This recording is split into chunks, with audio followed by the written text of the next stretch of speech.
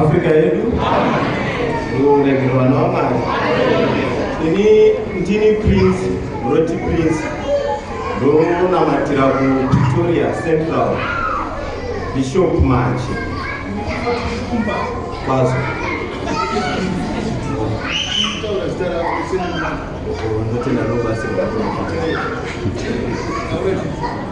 Inini ndini Roti Prince Shumba.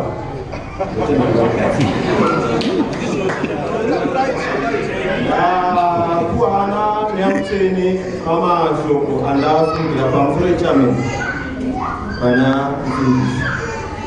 ava vakagara paBishop General ndokunobatsira muMwari nomukadzi wenyu avapo.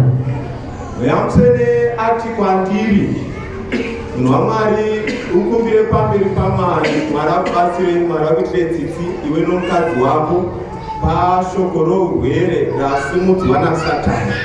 Handitika ndichitarisa pamberi paMwari, Nyamtseni achitsanangura, ndaona iri hondo yada kukanganisa ichibata kubva nokumukadzi wako, achitanga kurwadziwa namakumbo zvichikwidza kumabvi ake.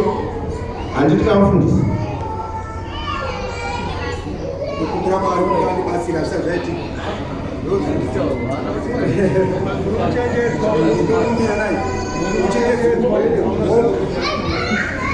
Nyamtseni ati kwandiri, mufundisi,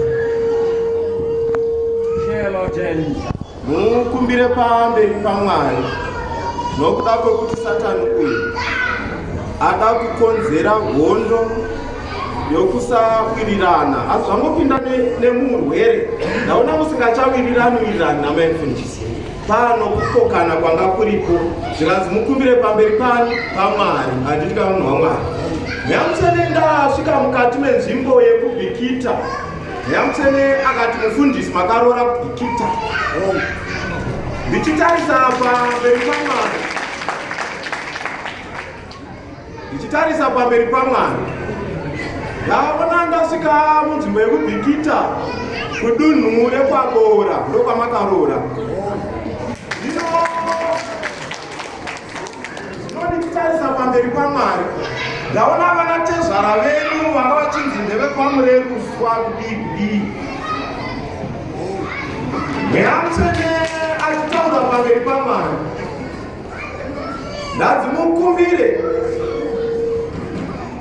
ndanzimukumbire pamberi paMwari, munhu waMwari, nokuda kworufu. Nyamtseni ati kuno urwere hunoda kusimuka pana tezvara kumusha kwamai mufundisi. Muri kupanisa zvakanaka? Ndichitarisa pamberi paMwari kwakuona kuti vati kuno urwere huripo. Mamati mazvinzwa here? Handitika? Asi ndandichiona kuti pane munhu anga achirwara, asi urwere hwake anga achirwara achifamba.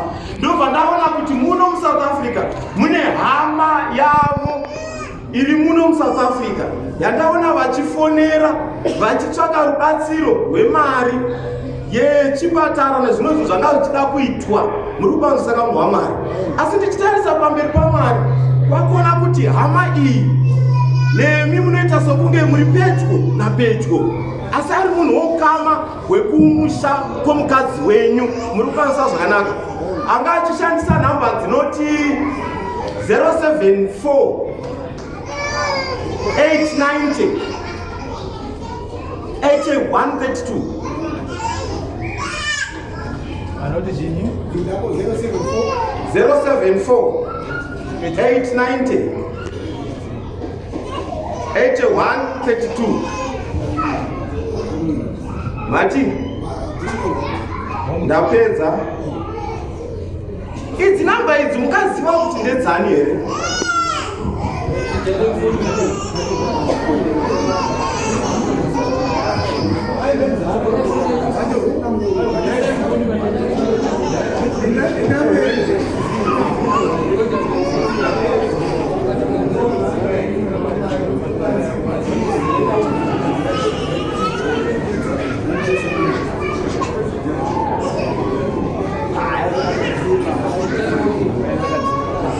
kuziva kuti namba dzani uyu munhu uyu wafonerwa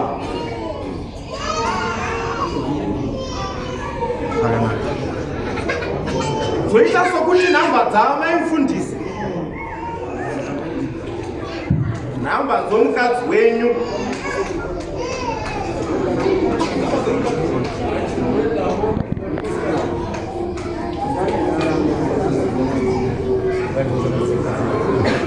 hamuzivi namba dzomukadzi mufundisi. Pane 0714. Aiwa dzisiri idzo ndiri kuda idzi namba idzi 074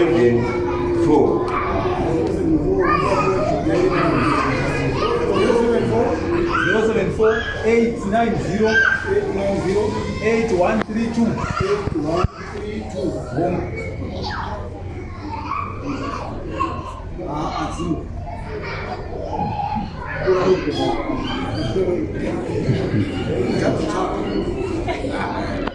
idzi namba idzi munhu waMwari, mukadzi wenyu uri kupi? Ari kumusha akadzokera, asi kandaona achishandisa namba idzodzo dzandiri kutaura idzi ndaguma ndazvikuwa. Tibatsire munhu waMwari.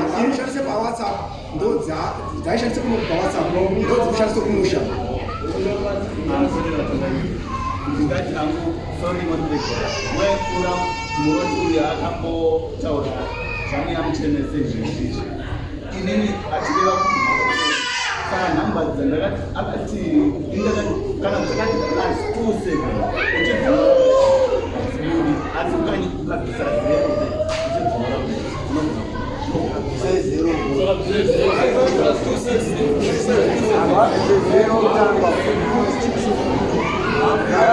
Fabako.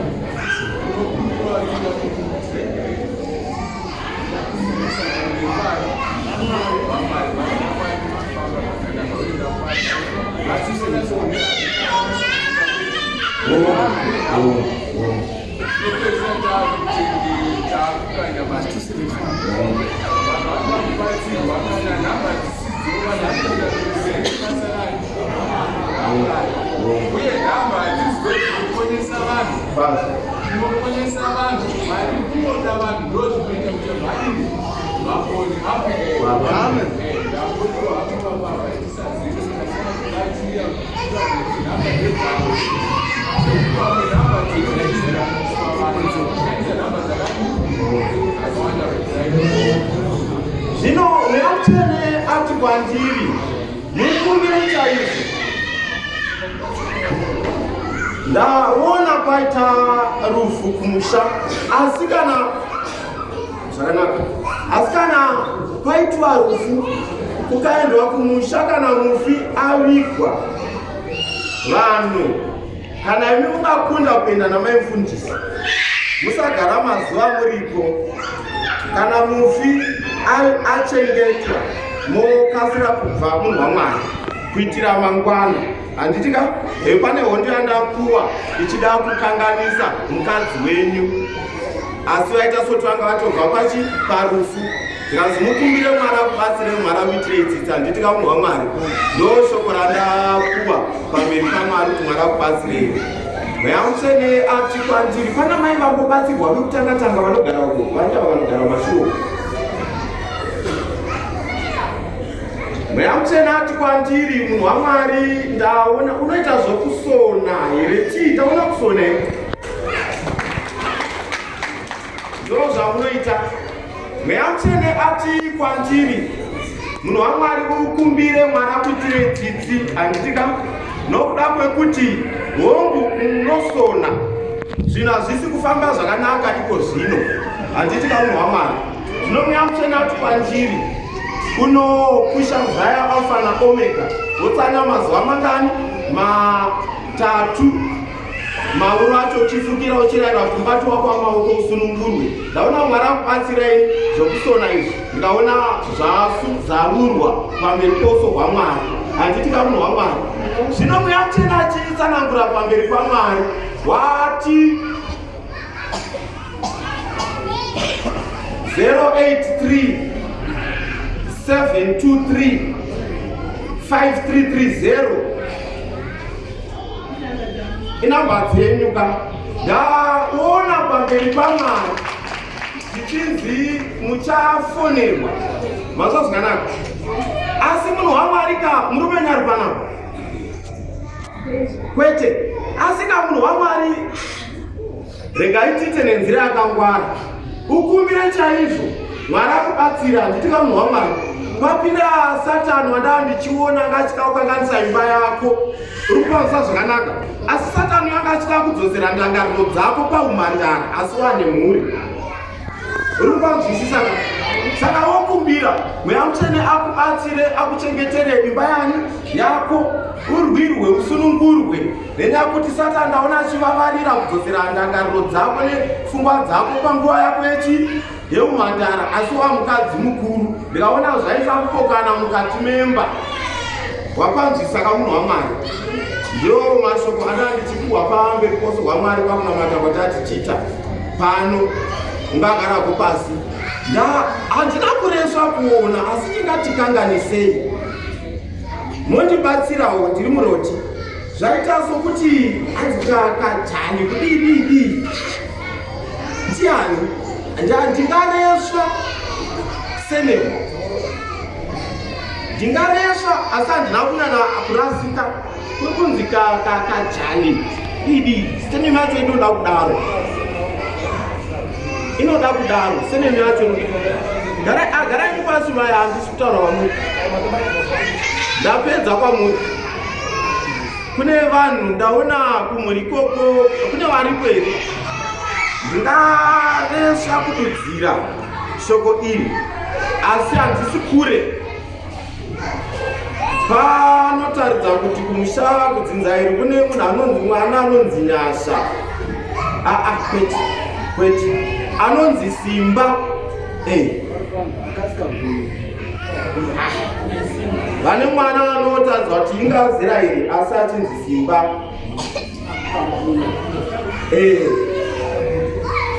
Ndimi Mweya Mutsvene ati kwandiri, munhu waMwari unoda kuteurirwa nokukumbirirwa pamberi paMwari nokuda kwokuti wakazvitakura pamuviri pemwana uyu anonzi Simba uyu.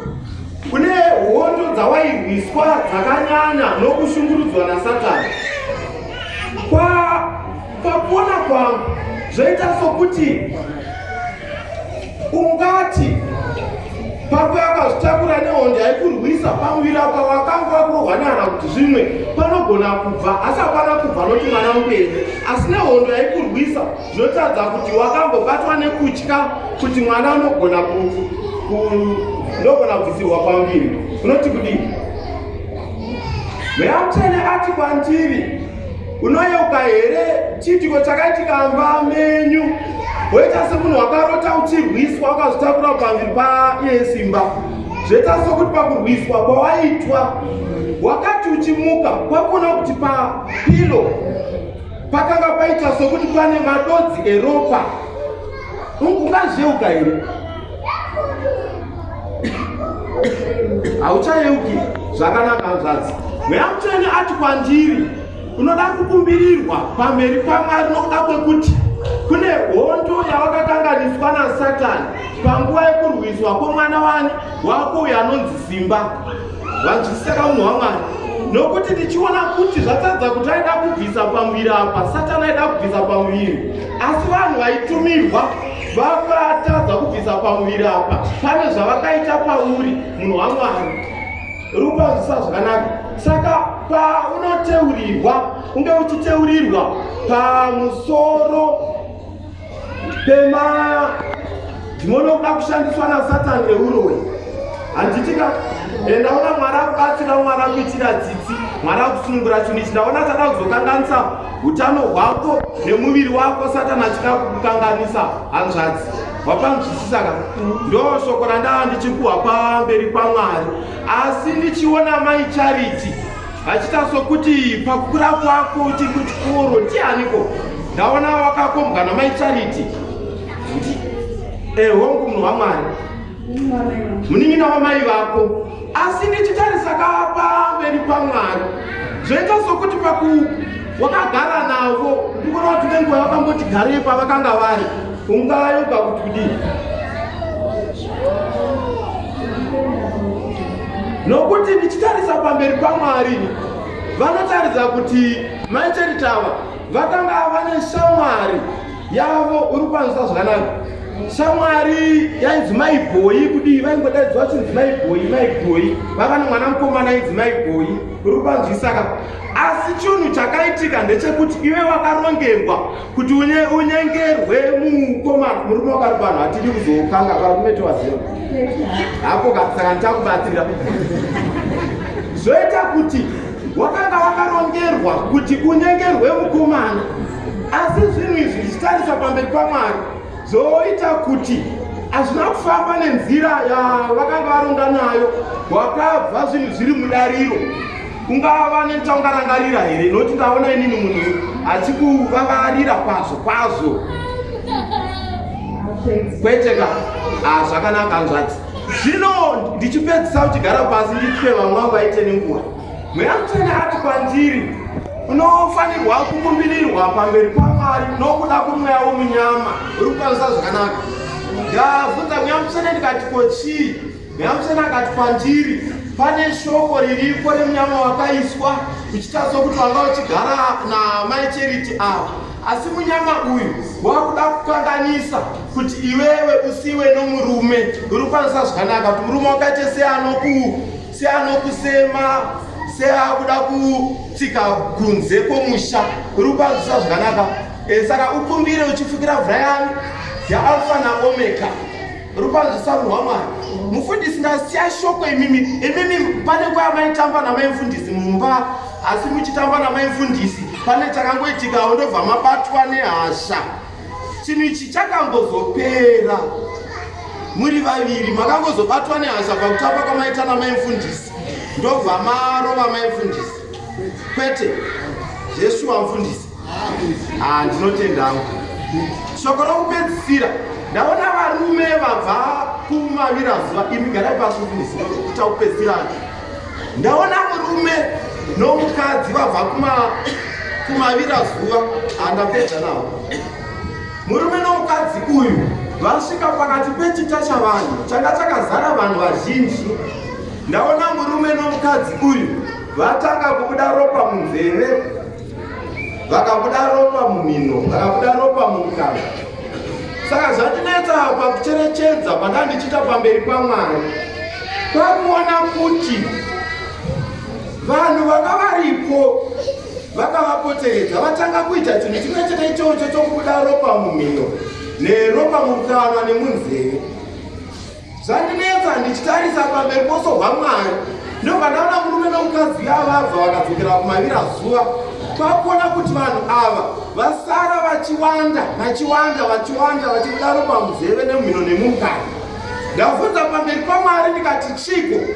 Jehovha Mwari akati kwandiri, vapostori veAfrica varume navakadzi, kumbirai Ishe atibatsire, kumbirai zviro kwazvo pamberi paJehovha Mwari atibatsire, atipe upenyu neutano, nokuda kwechikonzero chekuti pane chirwere chandapuwa chiri kuda kuuya makore mashoma ari kutevera.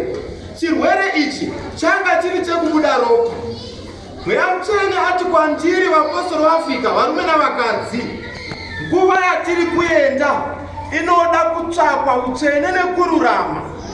Vanhu vagadzire ukama hwavo naMwari kuti vanzwirwe tsitsi, nokuti vanhu vachakunda pachirwere ichi vanhu vakagadzira ukama hwavo naMwari zvakanaka vakayanana naShe. Jehovha Mwari ati kwandiri, varume nevakadzi ngatigadzirirei kuuya kwenguva iyi, nekuti chirwere ichi ndaona kufamba kwacho. Jehovha Mwari ati kwandiri, vanhu mungavhundutswa nechirwere chiripo nguva ino. Jehovha Mwari ati kwandiri, chirwere chiri kuuya makore maviri mashoma ari kutevera vanhu tichiri vapenyu chikuru kudarika zviripo. Mweya mutsvene ngatirayira zviro kwazvo kuti tichengetwe, kuti tirwirwe pachirwere ichi. Ngatigadzirei ukama hwedu naMwari, tiyanane naShe kuti tirwirwe pachirwere ichi. Ndo mashoko aya. Rumbidzai Jehovha.